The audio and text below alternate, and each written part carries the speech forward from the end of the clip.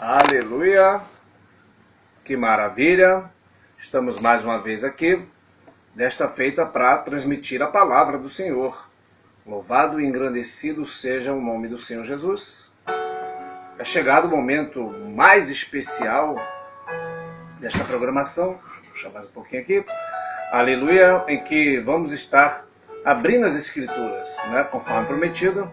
Falaremos um pouquinho aqui da escatologia bíblica, dos temas que diz respeito ao final de todas as coisas.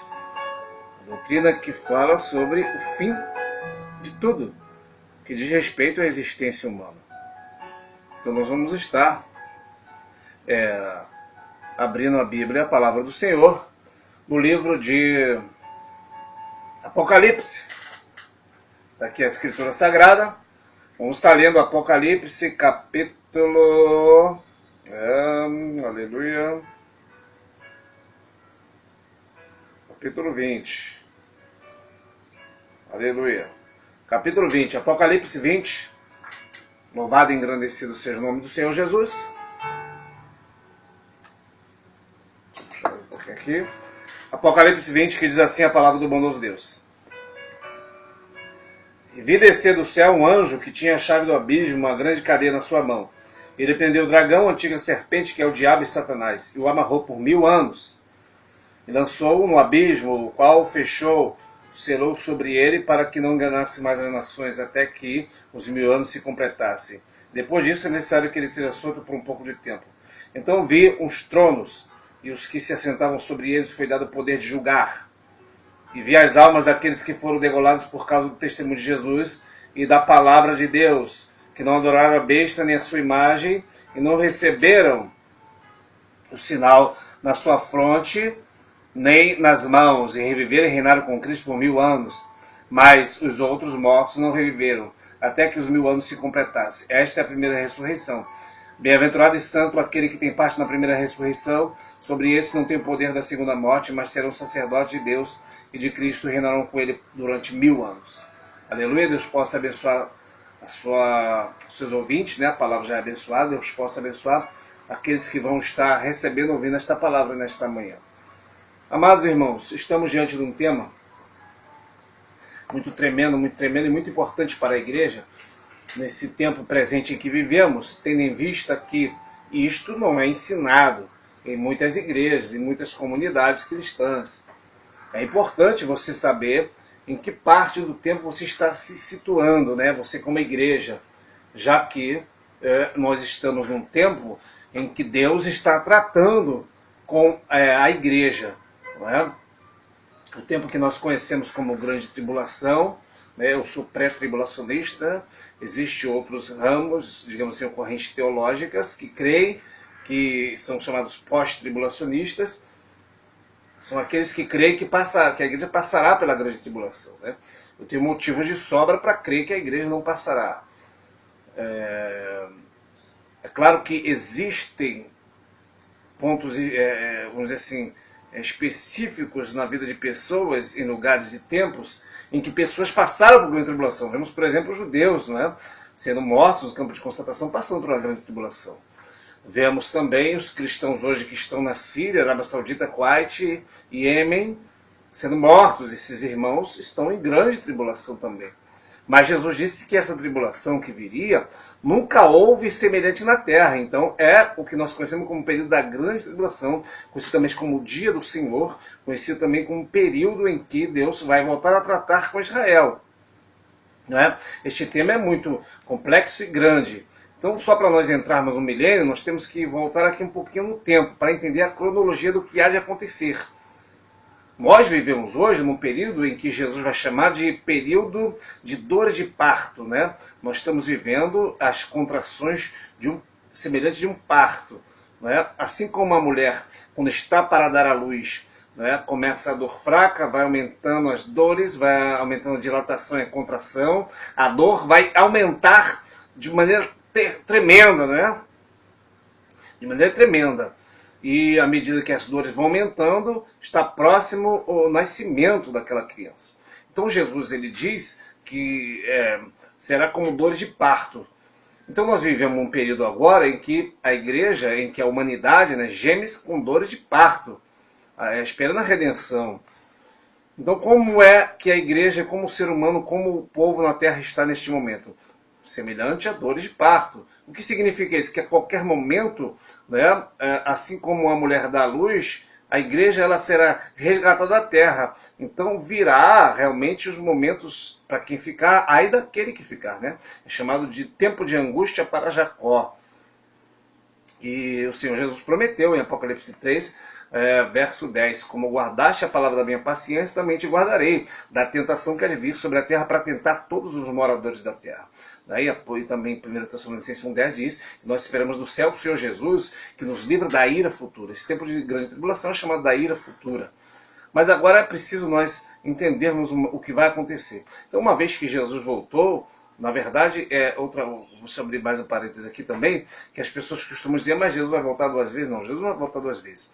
Quando diz em 1 Tessalonicenses 4,16, em que o Senhor Jesus virá, na verdade, até as nuvens só, e nós seremos arrebatados e encontrar com ele nos ares. Então Jesus, na verdade, ele não virá, nós seremos arrebatados. A palavra ali em 1 Tessalonicenses 4,16 de arrebatamento é arpazor, que significa uma retirada repentina, violenta, aleluia, de uma parte para outra. Então a palavra arrebatamento no grego é arpazor, que é uma retirada repentina e violenta. Então nós seremos retirados da terra. Então Jesus não vai vir à terra. A igreja será retirada a qualquer momento. Como diz também em 1 Coríntios 15, que no momento, no abrir e fechar de olhos, ao soar da última trombeta, guarde isso, a última trombeta. Aí você vai entender daqui a pouco o porquê dessa última trombeta, onde muitos pós-tribulacionistas fazem confusão.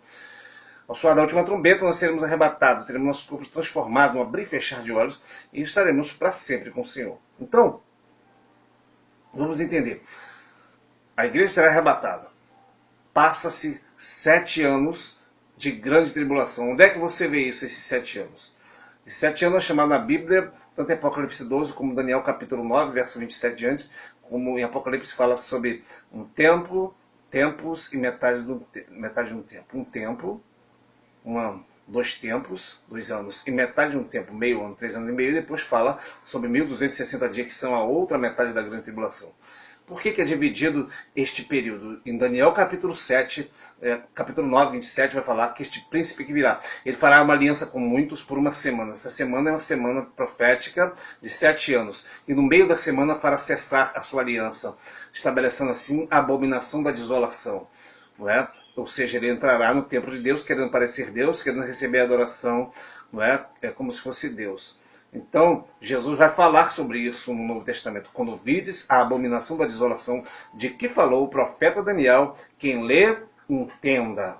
Os que estiverem na Judéia, fujam para os montes. Orai para que a vossa fuga não seja no sábado. Não é? Ai das que estiverem viradas. Então, agora é que entra um ponto muito importante em que muitos fazem a confusão. Essa palavra aqui, de Mateus 24, é um divisor de água para o nosso entendimento correto das Escrituras.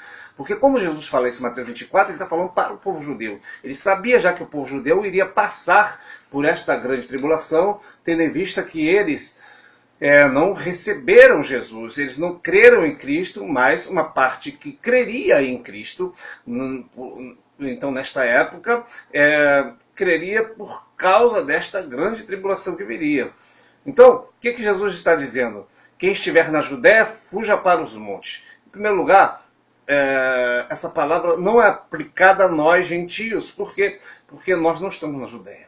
Inclusive tem locais, né, que não existe sequer montanhas para a pessoa fugir para os montes. Jesus vai dizer, orai para que a vossa fuga não seja no sábado. No sábado a igreja salva, que está debaixo da graça, ela não tem compromisso em guardar sábado, já que o Senhor é Senhor do sábado, e o sábado nós já falamos sobre isso. O cristão ele está livre da lei, que Jesus é o fim da lei para a justiça de todo aquele que nele crê. E Jesus também diz, orai para que a vossa fuga não seja no inverno. Para nós que estamos no Rio de Janeiro, uma determinada fuga, às pressas por algum motivo, não importa se seja no inverno ou no verão, já que no Rio de Janeiro é calor o ano todo. No inverno mais rigoroso daqui, dá para a gente andar e correr na rua numa boa. Aleluia. Então é lógico que ele está se referindo a países em que neva, e o frio vai muito abaixo de zero, né? Então, Jesus está falando para o povo judeu, porque o povo judeu, irmãos, eles vão passar pela grande tribulação, a sua maioria. Por quê? Porque, segundo diz Romanos capítulo 9, né, verso 25 em diante, vai falar sobre o povo judeu. Aí Paulo ele diz: não quero, amados irmãos, que ignoreis este segredo, para que não presumais de vós mesmos, porque o endurecimento vem em parte sobre Israel, até que todo... veio em parte sobre Israel, para que até que toda a plenitude dos gentios seja salva. Então Paulo está dizendo para a gente não ignorar um segredo. Qual o segredo? Um mistério de Deus. Qual o mistério? Que Israel foi endurecido em parte até que a plenitude dos gentios haja entrado. Então Paulo está explicando o seguinte, que Israel ele está em parte endurecido. Por que em parte endurecido? Porque uma parte creu. Inclusive os apóstolos da época, o próprio Paulo era judeu da tribo de Benjamim, e hoje há muitos judeus messiânicos que creem que Jesus é o Messias, o Cristo enviado por Deus. Yeshua é o Messias. Então, o que significa isso? Que Israel foi endurecido em parte, dizendo que uma parte do povo judeu, né, creu em Cristo. Outra parte não vai crer. Vai crer só por ocasião da volta de Jesus. É aí que entra o milênio. Por quê? Porque Israel está endurecido para que nós viemos entrar. João, ele vai dizer que o Senhor Jesus veio para o seu não receberam, mas todos quanto receberam deu-lhes o poder de serem feitos filhos de Deus. Nós só entramos na graça de Deus hoje porque os judeus rejeitaram Jesus, porque os judeus foram endurecidos em parte. Então nós não podemos ignorar esse segredo. Então o texto continua dizendo o seguinte, então todo Israel será salvo. E quando é que todo Israel será salvo? Quando o Senhor vier na sua volta, chamada também, quando a Bíblia fala da volta de Jesus, fala sobre parousia, já diferente de arrebatamento. Parousia é uma volta visível, como se fosse um cortejo real, né, vindo em glória, uma volta visível. Arrebatamento é uma coisa, é a retirada da igreja para encontrar com o Senhor nos ares e passar pelas bodas do Cordeiro, passar pelo tribunal de Cristo para que cada um receba segundo as suas obras. E a volta de Jesus é a vinda visível. Então não haverá duas vindas, haverá um arrebatamento que a qualquer momento pode acontecer. E depois de 7 anos, enquanto as pessoas que não creem em Cristo e os judeus passam pela grande tribulação na terra, né, a igreja, depois de 7 anos, volta com Jesus. E onde nós vemos isso? Você vai ver isso em Zacarias 11, Zacarias 12, Zacarias 14, onde vai falar que o Senhor pisará no monte das oliveiras, os montes se fenderão e o Senhor salvará Israel da mão do anticristo. Enquanto o anticristo está perseguindo a igreja na terra, você vai ver que Apocalipse 19, a Bíblia vai dizer que ele vai juntar todos os exércitos da terra, não é? Para a guerra de Gog e Magog, para combater contra o Cordeiro. A Bíblia diz que o Cordeiro então virá acompanhado. Olha que detalhe interessante. Em Apocalipse capítulo 18 vai falar, em 19 na verdade, vai falar que foi dado para a igreja que vestisse linho fino, puro e resplandecente, porque o linho fino e puro são a justiça dos santos. Então, no versículo mais na frente vai falar, então o Senhor Jesus veio num cavalo branco, né, seguido por exército dos céus, vestido com linho puro, fino e branco. Ou seja, a igreja está vindo com o Senhor Jesus, vestida de linho fino, puro e branco, para o Senhor Jesus batalhar contra o anticristo, já que o anticristo vai cercar toda Jerusalém, com todos os exércitos da terra, e o Senhor Jesus vai guerrear contra ele, vai matar ele com a espada da sua boca, vai matar todos os outros também. Na verdade, Jesus vai matar ele com o sopro da sua boca, não é? E a Bíblia vai descrever isso também, segundo Tessalonicenses capítulo 2, que ele vai matar o anticristo com o sopro da sua boca, quando ele estiver no templo de Deus, querendo parecer de Deus. Então, na verdade, como diz em Daniel capítulo 9, verso 27, ele vai estabelecer uma aliança. Que aliança será essa? Uma aliança como se fosse, entre aspas, de paz, em que ele vai trazer a paz, a prosperidade, ele vai vir caladamente, diz em Daniel capítulo 11, que ele vai vir, vai tomar as partes férteis. Férteis ali em Daniel 11, places no grego, na verdade no hebraico, e significa a parte que tem óleo, né? E ele vai vir nas províncias, as províncias ali significa, no hebraico é Medina, então ele vai vir em Medina, que é a capital mundial, um dos maiores produtores de petróleo do mundo, ele vai tomar aquela região, vai distribuir a riqueza, entre aspas, e a Bíblia vai dizer que nunca ninguém fez isso pelas pessoas, ele vai fazer, ou seja, ele vai vir como uma pessoa que aparentemente vai solucionar o problema da fome, vai trazer a paz, entre aspas, e ele vai trazer também a distribuição de renda, né? Tudo que o comunismo diz que vai fazer, tudo que o comunismo vai fazer, igualitária, né? Nós precisamos de uma sociedade igualitária, tudo que o diabo é mentiroso, né? O diabo é mentiroso. Se ele vier com pé de pato, né, com tridente na mão, nós sabemos que ele não engana ninguém. Então ele vai vir parecendo ser bom. É por isso que a Bíblia diz, quando disserem a paz, lhes sobrevirá repentina destruição e de modo nenhum escaparão. Então o mundo busca a paz, né, sem Deus, inclusive, quando diz em Apocalipse capítulo 6 que o anticristo virá no cavalo branco, simbolizando a falsa paz. Os Islã, eles dizem que é a religião da paz, mas não sabemos o que é a falsa paz. Então vamos entrar aqui, talvez não tenha nem tempo de entrar no milênio, é necessário fazer esta pequena introdução. Então onde é que entra o milênio? Após acabado esses 7 anos da grande tribulação, em que Jesus vem de forma visível, ele vem, destrói o anticristo, e entra aqui esse texto que nós lemos, né? Começa o milênio bíblico, será 1000 anos do reinado de Cristo, e a igreja reinará com Cristo. Você tem noção do que é reinar com Cristo? A Bíblia vai dizer na carta à igreja de Pérgamo, ao que vencer, ele vai reger as nações com o Senhor, com vara de ferro, e serão quebradas como vaso de oleiro. Você será uma espécie de governador com Jesus, de presidente de nações com Jesus. Você vai governar as nações com Jesus. Então o que vai acontecer? Vamos agora compreender mais um pouco.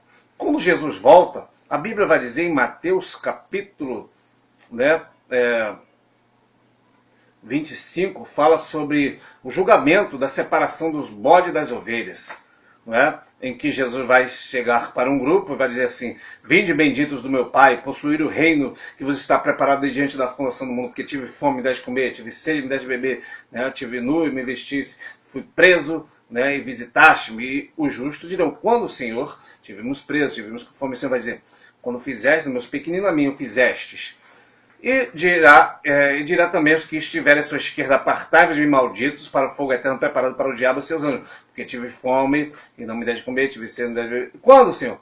Quando não fizeste meus pequeninos, a mim não fizeste. Então, quando é que vai acontecer isso? Muitas vezes confundimos essa passagem com o juízo final. E esta passagem não é o juízo final. Essa passagem é o juízo das nações. Quando isso vai acontecer? Quando Jesus voltar em glória, ele vai matar o anticristo.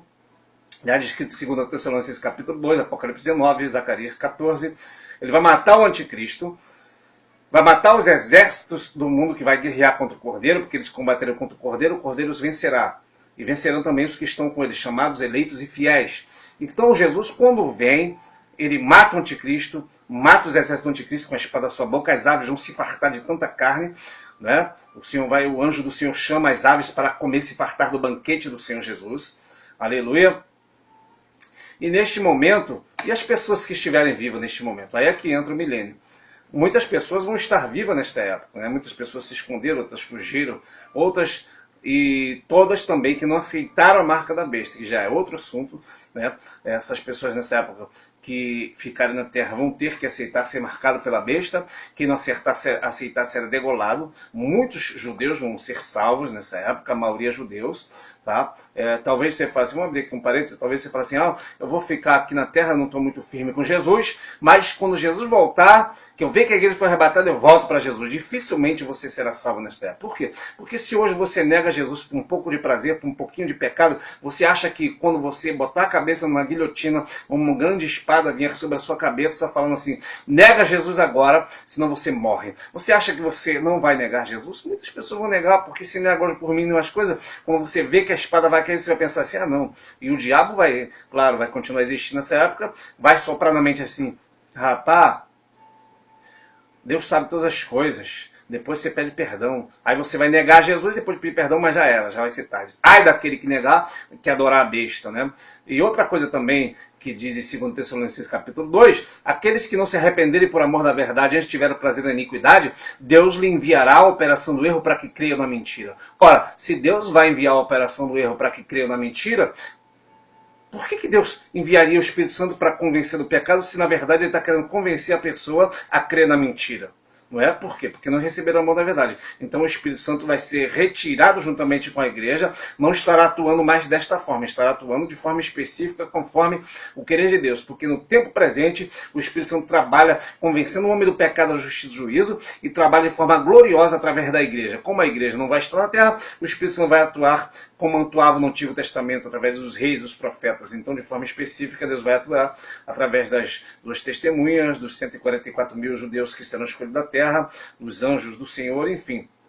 daqueles que são salvos. Então, quando Jesus voltar, nessa época, ele vai ter muitas pessoas que são vivas, e a Bíblia diz que o Senhor vai juntar as nações, né? Vai juntar as nações, aqueles que estiveram vivos, que permaneceram firmes, não negaram a fé em Cristo, receberam o Messias e também creram. Então a Bíblia vai dizer que vai se cumprir ali, não é? O que está em Romanos 11 e em Zacarias, que então todo Israel será salvo. E a Bíblia também vai dizer que se lamentarão, então todo olho verá o Senhor vindo, vai se cumprir aquilo que Jesus disse, né? Então toda a volta do Senhor será assim como um relâmpago, né? Ele aparece do ocidente até o oriente, assim será a volta do Senhor, e todo olho verá, até aqueles que o transpassaram. Quem transpassou Jesus? O povo judeu. Então o povo judeu também verá a vinda de Jesus, então eles vão crer. Não é porque eles vão crer, porque Deus fez uma promessa para Abraão. A Bíblia vai dizer que eles são nosso inimigo, o judeu é inimigo do povo cristão por causa do Evangelho, porque eles não crêem que Jesus é o Messias, né? Que Yeshua é o Messias. Ele crê que Jesus é um profeta, um homem que passou para a terra como profeta, mas não crê que Jesus é o enviado de Deus. Então eles são inimigos por causa do Evangelho, mas são amados por causa da promessa que Deus fez para eles. Então, quando Jesus vier para essa ocasião, ele vai apartar os bodes das ovelhas e entra o milênio bíblico, né? Os que foram degolados por amor da palavra, aí já entra outro assunto também sobre a primeira ressurreição, vou explicar sobre isso, onde muitos fazem a confusão. Porque eles olham e falam assim, mas aqui é bem-aventurados os que têm parte na primeira ressurreição. Qual é a confusão que os pós-tribulacionistas fazem aí? Porque eles pensam, aqui houve a primeira ressurreição. E a Bíblia vai dizer que os mortos ressuscitarão primeiro. Então houve o arrebatamento aqui. Não, meu irmão. Deixa eu te explicar uma coisa. Para você entender sobre a ressurreição, você vai ter que entrar nas colheitas de Israel, escrito em Levítico capítulo 23. Você vai ver que como era feito a colheita de Israel. A colheita de Israel, cada colheita era feita pelo menos em 3 fases, tá? Você ia lá, você queria fazer a colheita da sua seara, da sua safra de grãos. Então você tinha que ir até o sacerdote, para o sacerdote tirar as primícias. Então o sacerdote tirava as primícias, era apresentado no templo para Deus. Após tirar as primícias, você poderia então fazer a colheita. Se você não tirasse a primícia, você não era abençoado por Deus. Pelo contrário, você era amaldiçoado. Então tinha que tirar a primícia, ofertar para Deus no templo, e após ofertar as primícias para Deus, não é? Você fazia a colheita geral, sendo com uma ressalva que a lei de Deus mandava. Os 4 cantos não era para colher, era para os estrangeiros, e os grãos que caíssem no chão tinha que deixar para os pobres. Você vai ver Ruth fazendo isso, catando os grãozinhos que caíram no chão, né? Então era uma colheita só, com essas fases distintas, né? Primícias, 4 cantos, colheita geral, 4 cantos e os grãos que caem no chão. E o que significa isso tem a ver com o arrebatamento, tudo a ver. Paulo ele vai dizer em 1 Coríntios 15 que o arrebatamento, a ressurreição dos santos, ela se faz na seguinte ordem: Cristo, as primícias, depois os que são de Cristo na sua vinda. Então, a colheita, na verdade, é um estatuto perpétuo. Quando a lei vai falar sobre a colheita ou sobre a lei de Deus, sempre vai dizer que a lei não vai passar. E o Senhor Jesus não veio destruir a lei, ele veio cumpri-la. Só que agora nós temos que entender o sentido da lei, né? Hebreus capítulo 10, verso 1 vai dizer que tendo a lei não a imagem exata das coisas, mas as sombras dos bens que havia de vir. Então a lei, ela não é uma imagem exata, e sim são coisas proféticas, sombra das coisas que haveria de vir. Então, o que significa a lei? Assim como na Páscoa, que é a lei de Deus, significava a morte do Cordeiro Pascual, que é Jesus. Jesus cumpriu a Páscoa, foi sepultado no dia de Pães Asmos, ressuscitou nas primícias, 50 dias depois derramou o Espírito Santo no dia de Pentecostes. Né? Assim como também nós cremos que Jesus vai voltar na época da festa das trombetas, porque a festa da trombeta é profética, e o milênio é a habitação de Deus, em que o povo habita com Deus, não é? Que é a festa dos tabernáculos. Assim também a colheita tem algo tremendo e profético, porque assim como era colhida as primícias, assim Jesus colheu as primícias em Mateus capítulo 27, quando ele ressuscita, e muitos santos entram na glória depois da ressurreição de Cristo. Então ali houve a colheita das primícias, ok? Ofertada para o Pai. Por isso que Jesus vai dizer: não subi ao Pai ainda, vosso Pai, não me toques agora. Então Jesus vai ao céu e oferta as primícias para Deus. E a colheita geral é na ocasião do arrebatamento, tá? E os 4 cantos, Jesus vai dizer que ele enviará o seus anjos a colher os seus escolhidos nos 4 cantos da terra, e esses escolhidos serão colhidos são o povo judeu que vai estar na terra por ocasião da grande tribulação. Então, e os que caíram no chão? Os que caíram, o grãozinho cai no chão, é aqueles que ficaram, que assim como o grão é pisado, né, é esmagado, as pessoas, ai daqueles que ficarem na grande tribulação. Então nós vemos que a colheita não são 3 colheitas, é uma colheita só em fases distintas. Então a premissa acontece em Mateus 27, ok? A colheita geral é no arrebatamento da igreja, em 1 Coríntios 15 vai falar que os que ficarem vivos ressuscitarão primeiro, depois nós. Os que morrerem em Cristo ressuscitarão primeiro, depois nós que ficarmos vivos seremos arrebatados juntamente com ele nas nuvens. Então a colheita geral é arrebatamento, e os 4 cantos que fica, né, para o estrangeiro é o povo judeu. Então não houve, na verdade, 3 arrebatamentos, nem 2 voltas de Jesus, nem 3 ressurreições. Houve uma ressurreição. Por isso que Apocalipse 20 vai dizer que bem-aventurado que tem parte na primeira ressurreição. Essa primeira ressurreição começa lá em Cristo, ok? Quando Jesus morre na cruz, ok? E vai terminar aqui, ó. Vai terminar aqui quando vai entrar o milênio. Esta é a primeira ressurreição. Então, bem-aventurado que tem parte nesta primeira ressurreição, que passa por essas 3 fases da colheita de Israel. Deu para compreender? Deus seja louvado, que Deus possa te abençoar assim. Então, só para fechar aqui o assunto, porque senão a palavra vai se prolongar muito, nós agora entramos no milênio. Então, após a grande tribulação, vamos recapitular. Arrebatamento da igreja, grande tribulação. Após a grande tribulação, Jesus vem salvar todo Israel. Então começa-se o milênio bíblico.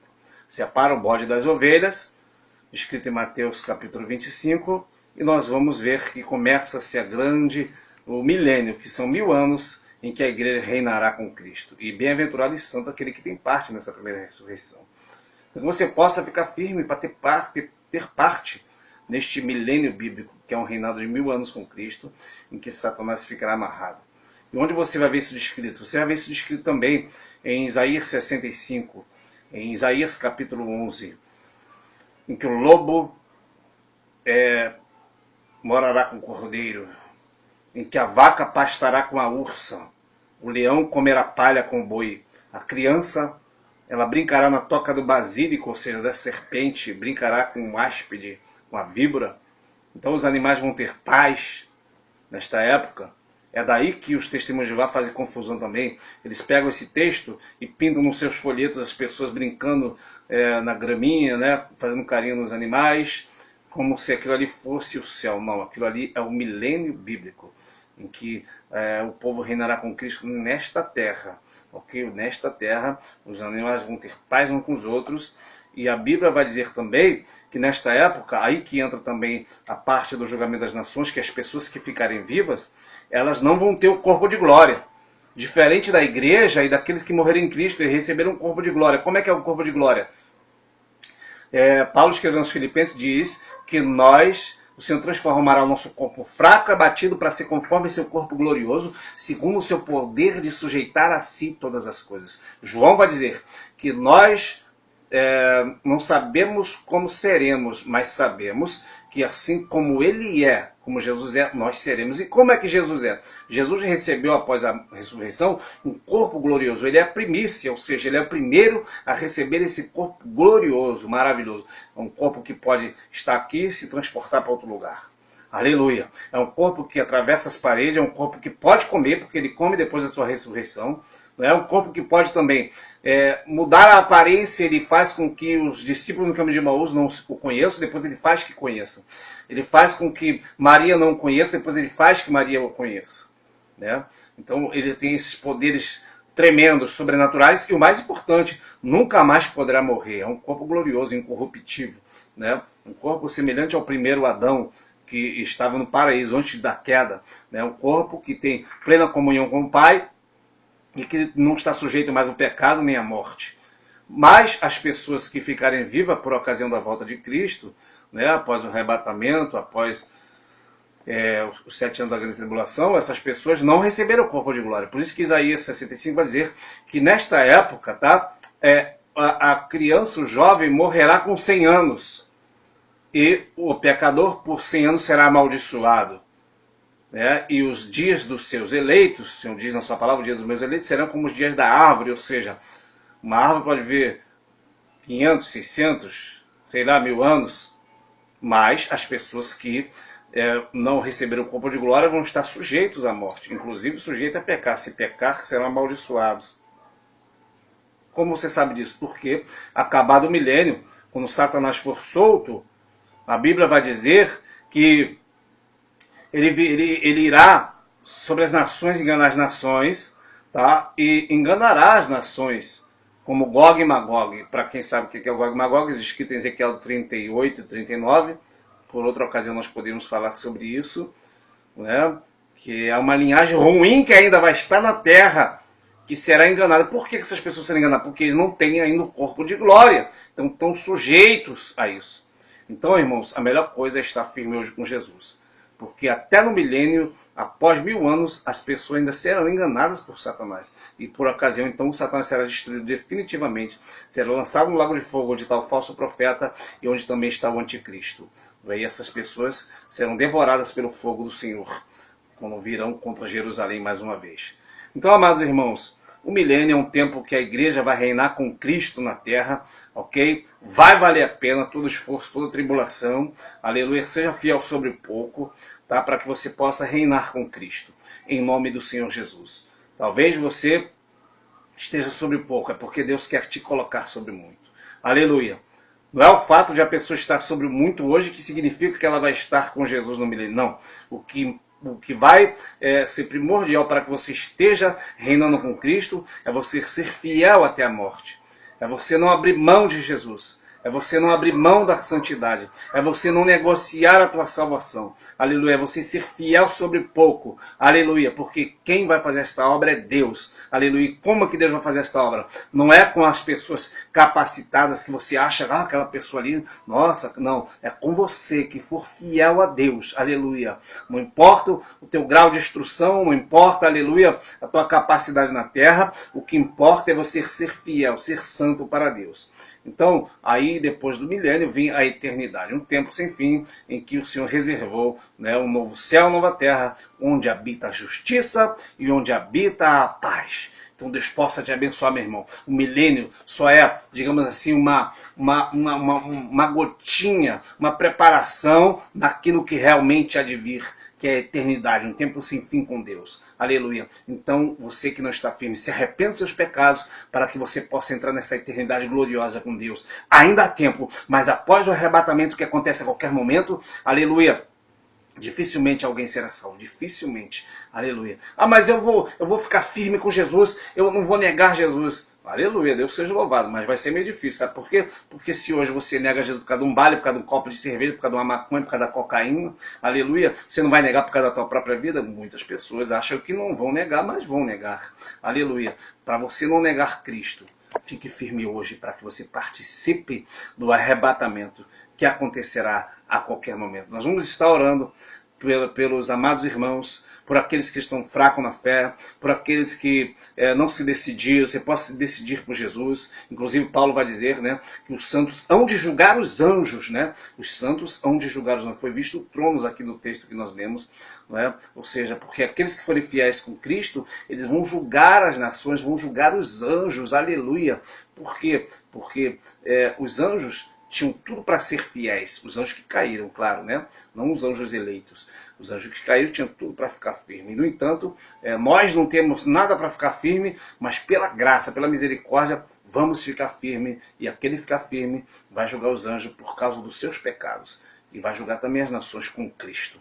Então, amados irmãos, é tempo de despertarmos do sono da indolência. Corremos para o joelho, porque o tempo está acabando, Jesus está voltando, aleluia, e sua igreja se encontra desapercebida, buscando as coisas desta terra, estando embaraçada com coisas desta vida, e quando o Senhor voltar, Ele não quer nos pegar de surpresa, aleluia, estejamos vigilantes, sóbrios, porque o Senhor tem guardado para nós coisas que os olhos não viram, os ouvidos não viram, o Senhor tem guardado, reservado para aqueles que amam. Deus te abençoe, vamos estar orando no nome precioso de Jesus, nesta manhã gloriosa.